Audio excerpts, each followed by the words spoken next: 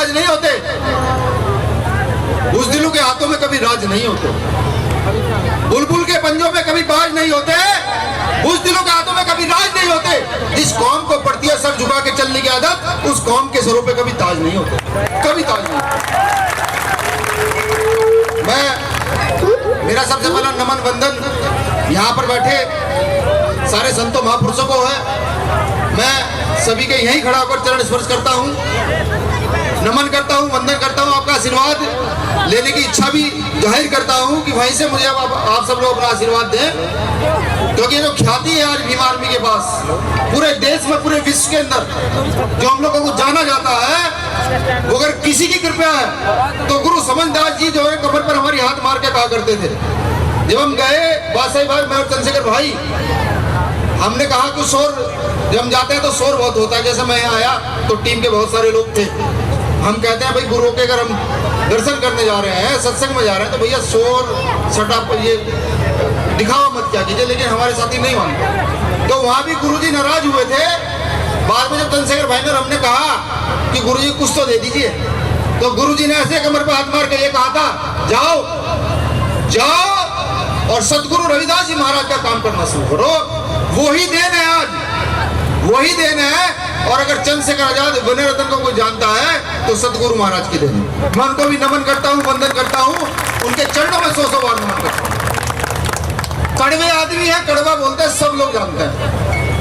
मैं यहाँ अपने आप का एक भाषण देने नहीं आया, ना मैं कोई आपको अपनी कोई बड़ाई करने आया हूँ, ना मैं किसी राजनीतिक पार्टी का प्रचार करने आया, ना ही आपसे वोट मांगने आया हूँ। मैं समाज का पीड़ित व्यक्ति हूँ, समाज की पीड़ा पूरे देश में जा जा करके देख रहा हूँ कि ये समाज किस स्तर तक नीचे गिरा हुआ है। जिस समाज के पास सतगुरु रविदास जी जैसे महापुरुष रहे हों, जिस समाज के पास डॉक्टर बाबा साहब अम्बेडकर जैसे महापुरुष रहे हों, जिस समाज के पास माननीय काशीराम साहब जैसे महापुरुष रहे हों, जिस समाज के पास एक चंद्रशेखर आजाद नाम का व्यक्ति ऐसा हो जो कहीं भी धारता है खड़ा होकर के, तो यहाँ पर मनवादी व्यवस्था की चूड़े हिल जाती हैं। वो समाज आज भी, अब इससे आगे जो मैं बोलूंगा ना कोई ताली नहीं बजा पाएगा। वो समाज आज भी किस स्थिति में पड़ा हुआ है, ये सोचने का विषय। आज सतगुरु महाराज का हम जन्म जयंती मना रहे हैं, तो कम से कम कुछ तो संकल्प हम लोगों को लेने चाहिए। या सिर्फ अभी जैसे हमारी बहन कह रही थी कि कुछ भी सुनो, सुनकर चले जाओ। कुछ लोग वो 60-70 रुपए का सामान लेकर के जाएंगे, कुछ लोग यहाँ से थोड़ी सी शिक्षा लेकर जाएंगे। कुछ तो समझना पड़ेगा ना। क्या सिर्फ सत्संग कर देने से हमारे जीवन में कोई सुधार हो सकता है? क्या सिर्फ कुछ लोगों के बोल जाने से हमारे जीवन में कोई सुधार हो सकता है? या जो सत्संग में जो गुरु महाराज ने वाणी हमें दी है, उनको समझने से हमें सुधार होगा? सवाल ये, हर महीने सत्संग होते हैं, इतने सारे संत महापुरुष आकर लगातार समाज को समझाते हैं, सिर पटकते हैं, खूब समझाते हैं, अपना समय खराब करते हैं। आज हम महापुरुष जो बैठे हुए हैं इस मंच पर, बहुत सारे गुरु ऐसे हैं जिनकी शिक्षा दीक्षा जान लोगे तो डर जाओगे, जिनके सामने प्रोफेसर की कोई हिम्मत नहीं है। जो चाहे तो IAS PCS बन सकते थे, लेकिन उन्होंने मार्ग चुना इस समाज की दरिद्रता दूर करने का, इस समाज को ऊपर ऊंचा उठाने का। अपना सारा जीवन लगा करके आप लोगों के लिए काम करना शुरू किया। क्यों? ये हमें समझना पड़ेगा। अगर हम ये नहीं समझ पाते हैं, ये अगर हम नहीं समझ पाते हैं, तो मुझे ये लगता है, माफी चाहूंगा, मैं गुरुओं से भी माफी चाहूंगा, जो लोग इस चीज को नहीं समझना चाहते वो यहाँ पर आकर समय खराब करते, कुछ नहीं करते, बिल्कुल कुछ नहीं करते। और अगर आपको ये लगता है कि आप वाकई अपना समय खराब नहीं कर रहे हैं, अगर आपको ये लगता है कि आप वाकई इस व्यवस्था को आगे बढ़ाना चाहते हैं, अगर ये आपको ये लगता है कि ये व्यवस्था परिवर्तन होनी चाहिए, तो सतगुरु रविदास जी का नाम एक परिवर्तनकारी महापुरुष में शुमार है।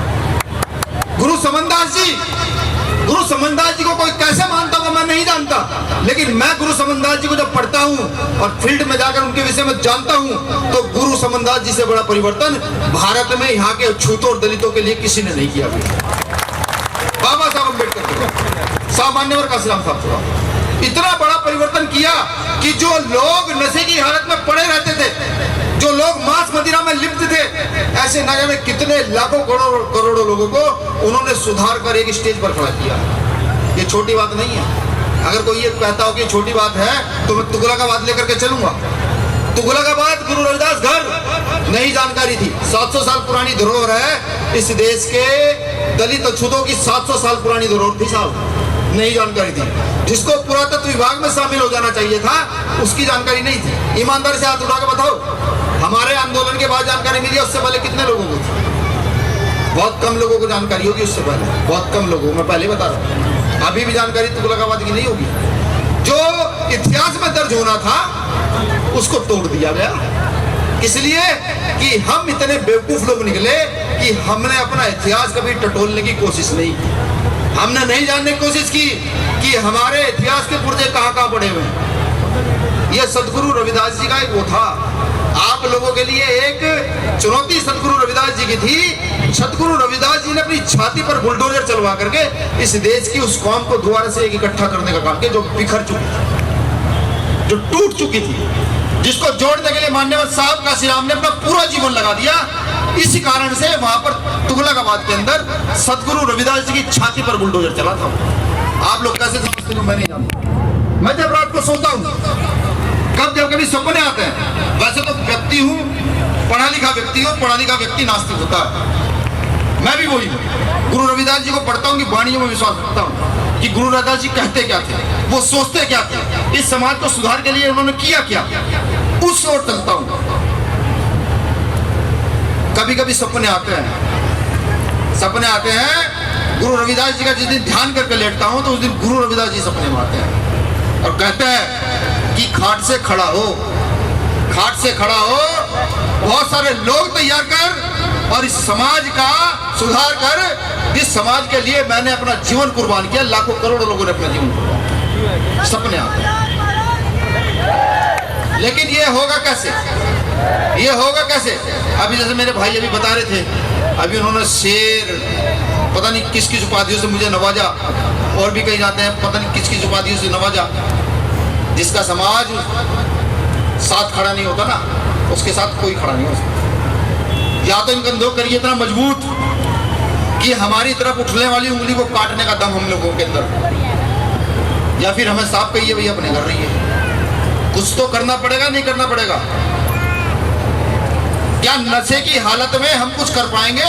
ये गंगो है, माफी चाहूंगा, गंगो की टीम का बहुत शुक्रिया यहाँ बुलाया, लेकिन ये गंगो है। यहाँ संगठन बनने से पहले मैंने परीक्षाएं दी हैं और मैंने यहाँ के चौक चौराहे पर देखा है कि हमारे लोग क्या करते हैं। शाम क्या कुछ लोगों में हिम्मत है गुरु समनदास जी की जयंती पर, आज गुरु समनदास जी की जन्म जयंती मनाते हुए आज हाथ उठाकर प्रण करने की कि हम घर से, अपने आप से और समाज से नशे को छुड़ाने का काम करेंगे? है कुछ लोगों में इतनी हिम्मत? मुझ में तो है। मुझ में इतनी हिम्मत है कि मैं जहां जहां बैठूंगा वहां समाज को सिखाऊंगा, नशा छुड़वाऊंगा। मेरे अंदर है। अभी भी कम हाथ उठ रहे हैं गुरु जी, कुछ लोगों के हाथ उठ रहे हैं सिर्फ। अभी भी हमारे लोग सत्संग में बैठ कर के भी शर्म नहीं करते हैं। क्या नशा छोड़ नहीं सकते हो? छोड़ सकते। कितने लोग नशा छोड़ सकते हैं? हाथ उठा के बताएं। बिल्कुल हाथ उठा के बताएं। वो पीछे जो खड़े हुए बैग टाए हुए नीले पड़ने में लोग, क्या नशा छोड़ने की हिम्मत है? और नशा नहीं करते तो नशा छुड़वाने की हिम्मत है? बिल्कुल। चलिए शुक्रिया।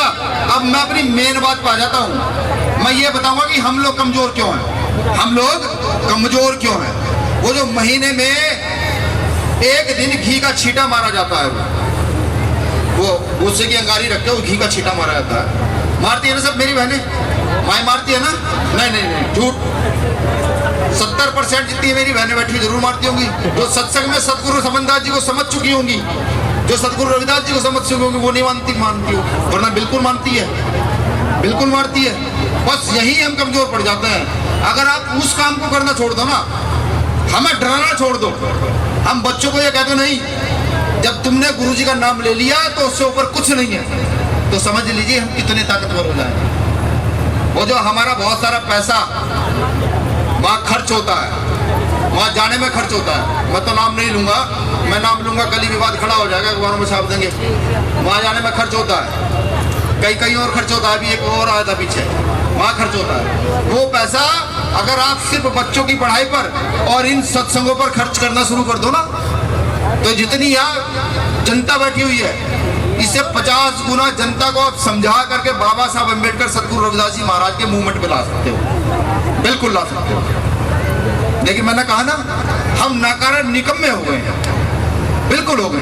प्रण लो आज से, सतगुरु समनदास जी महाराज जी की जन्म जयंती मना रहे, प्रण लो आज से कि हम घर जब जाएंगे तो कम से कम दिन में 2 लोगों को सतगुरु रविदास जी के मूवमेंट में लेकर आएंगे, डॉक्टर बाबा साहब अम्बेडकर के मूवमेंट में लेकर आएंगे। मैं लिख कर देता हूँ, 1 साल में इस देश की तस्वीर बदल दोगे आप लोग, 1 साल में तस्वीर बदल दोगे। और ये फर्क नहीं पड़ता कि वहां कोई बड़े गुरु जाएंगे, नहीं। मेरी बहन, मेरी माँ यारी दोस्ती में, रिश्तेदारी में फोन करके कहें कि अब अगर हमारा कोई मूवमेंट है, हमारा कोई भगवान है, हमारा कोई सारा है, तो सतगुरु समनदास जी महाराज हैं, संत श्रोमणी सतगुरु रविदास जी महाराज। ये करना शुरू कर दीजिए बस। हम लोगों की तो तकदीर बदलेगी ना। हमें अगर पढ़ेंगे, सतगुरु रविदास जी महाराज को पढ़ेंगे, तभी तो तकदीर बदलेगी ना। गुरु जी ने नहीं कहा चाहूं ऐसा राज में। कैसा राज चाहते थे गुरु जी कि मिले सबन कौन, छोट बड़े सब संग बसे रहता सराय पर से। कैसा राज चाहते थे? सबके लिए समानता, सबके लिए समानता। और सबसे बड़ी बात मैं खुलकर आपको बता दूं, उन लोगों के लिए समानता जो इस देश में समान नहीं थे। इस देश की 70% आबादी आज भी शास्त्रों में समान नहीं है, बिल्कुल स्पष्ट तौर पर बता दूं। ब्राह्मण, क्षत्रिय, वैश्य और शूद्र, और हम शूद्र से नीचे की श्रेणी में आते हैं। तो सबसे पहले लिए उनके लिए समानता थी जो यहाँ पर ज्यादा निम्न थे, ज्यादा छूत थे। तो किसके लिए समानता चाहते थे गुरु रविदास जी? हम लोगों के लिए ना। बाबा साहब अम्बेडकर ने ये नहीं किया, बिल्कुल किया। बाबा साहब का पहला नारा ये, शिक्षित बनो। बाबा साहब ने नारा इसलिए दिया कि तुम शिक्षित बनकर अपने बहुजन महापुरुषों को पहचानो, पहचानने के बाद उसके कार्यों को आगे बढ़ाओ, और आगे बढ़ाने के बाद इस मूवमेंट को बढ़ाते चले जाओ, और इस देश में इतनी उन्नति करो कि जो लोग सदियों से तुम्हारा शोषण करते हैं, जिन लोगों ने सदियों से तुम्हारा शोषण किया है, वो लोग तुम्हें देखकर जलना शुरू कर दें। आज हो रहा है, धीरे धीरे परिवर्तन हो रहा है। इस परिवर्तन की लहर में, इस परिवर्तन को तेज करने के लिए भीम आर्मी का गठन हो चुका है। पूरे देश में भीम आर्मी मजबूती से काम कर रही है, सतगुरु रविदास जी महाराज का नाम लेकर के, गुरु समनदास जी महाराज का नाम लेकर के। आपसे भी निवेदन है, बिल्कुल निवेदन है, हम लोगों के कंधे मजबूत करें, हम लोगों की पीठ थपथपाएं, हम लोगों का साहस बढ़ाएं। फिर देखिए इस देश की व्यवस्था के लिए 5 से 10 साल में कैसे परिवर्तित कर देते हैं। मान्यवर साहब का, श्रीराम साहब का सपना कैसे पूरा कर देते हैं, डॉक्टर बाबा साहब अम्बेडकर जी का सपना कैसे पूरा कर देते हैं। हर माँ जो चिंतित रहती है अपनी बेटी के लिए, उसकी जिम्मेदारी हम पर आ जाती है। हर बाप जो चिंतित रहता है अपने बेटों के लिए, उसकी जिम्मेदारी भीम आर्मी के लोगों पर आ जाती है। लेकिन एक बार सब लोग मूवमेंट में कंधे से कंधा मिलाकर तो खड़े हो जाइए। मैं आज खुद को गौरवान्वित महसूस कर रहा हूँ। मैंने आज इतनी सारी वाणियां जीवन में नहीं सुनी। मैंने गुरु रविदास जी को पढ़ा हुआ था, वाणियां सुनने का कम मौका मिला, क्योंकि जिस भी मंच पर गया माइक लिया, बोला और फौरन वहां से चल दिया। लेकिन आज जितनी मैंने संतों की वाणियां सुनी तो मैं गौरवान्वित महसूस कर रहा हूँ। वो देखिए वो वहाँ है, गौरवान्वित महसूस कर रहा हूँ। और आज आप समझ नहीं सकते यहाँ से क्या लेके मैं जा रहा हूँ। मैं वो ताकत यहाँ से लेकर के जा रहा हूँ कि अब जब किसी मंच पर इस माइक को पकड़कर खड़ा होगा किसी प्रदेश में, तो विनय रतन की दहाड़ जो है ना, वो 100 मनुवादियों की ताकत से ज्यादा होगी। जब मैं बोलूँ इतनी तेज होगी। बस मेरा आपसे निवेदन है, आडंबर वाली व्यवस्था को छोड़कर अपने बच्चों को शिक्षा की ओर लेकर के जाएं। ये वैज्ञानिक युग है, वैज्ञानिक युग की ओर लेकर के जाएं। डॉक्टर बाबा साहब अम्बेडकर, मान्यवर साहब काशीराम, सतगुरु रविदास जी महाराज को पढ़ने और पढ़ाने का काम करें। इस मूवमेंट को भारत की धरा पर स्थापित करने का काम करें। इस मूवमेंट को भारत के साथ साथ पूरे विश्व में स्थापित करने का काम करें। मैं बताऊं, गुरु रविदास जी इतने ताकतवर इंसान थे, जिस समय बनारस के ने, वहां के ब्राह्मणों ने गुरु रविदास जी को कंधे पर उठा करके उनकी, हमारे जो सत्संग हो उनमें संगत मजबूत और पंगत मजबूत कर दीजिए। मैं ये कहता हूँ, जो भी बार बार सत्ता की बात चल रही थी, माफी चाहूंगा, मना किया था कि राजनीति के विषय में नहीं बोलूंगा, लेकिन बात आ जाती है, संगत और पंगत मजबूत कर दीजिए। इन लोगों से सत्ता 10 दिन में छीनने की ताकत आपके बच्चे रखते हैं, 10 दिन के अंदर। तो मेरी पूरी उम्मीद है मैं फिर गुरुओं के चरणों में नतमस्तक होऊंगा, नमन होऊंगा, और लगातार हम लोगों को आशीर्वाद देते रहे, भीम आर्मी के कार्यकर्ताओं का मार्गदर्शन करते रहे। आप मार्गदर्शन करते रहेंगे तो हम ईमानदारी से आगे बढ़ते रहेंगे। बस एक चीज़ और लास्ट में कहूँगा कि वो नोट भारत का पूरे विश्व में नहीं बना जो भीम आर्मी के लोगों को खरीद सके। 4 लाइनों से अपनी बात खत्म कर 4 लाइनों से अपनी बात खत्म कर दूंगा। साथियों, हम तो फकीरी मिजाज रखते हैं, अपनी ठोकरों में ताज रखते हैं। साथियों, हम तो फकीरी मिजाज रखते हैं, अपनी ठोकरों में ताज रखते हैं। कल की परवाह भीम आर्मी के लोग नहीं करते दोस्तों।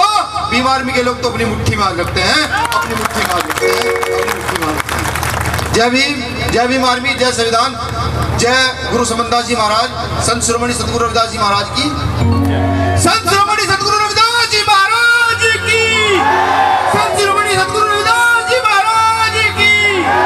आज के सत्संग की, आज के सत्संग की क्या भी हेलो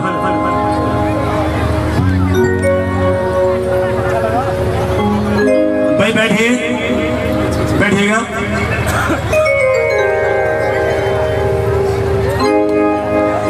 अभी आपने इतनी महान शख्सियत को सुना और आवेश भर दिया हम सब लोगों के अंदर। भीम आर्मी राष्ट्रीय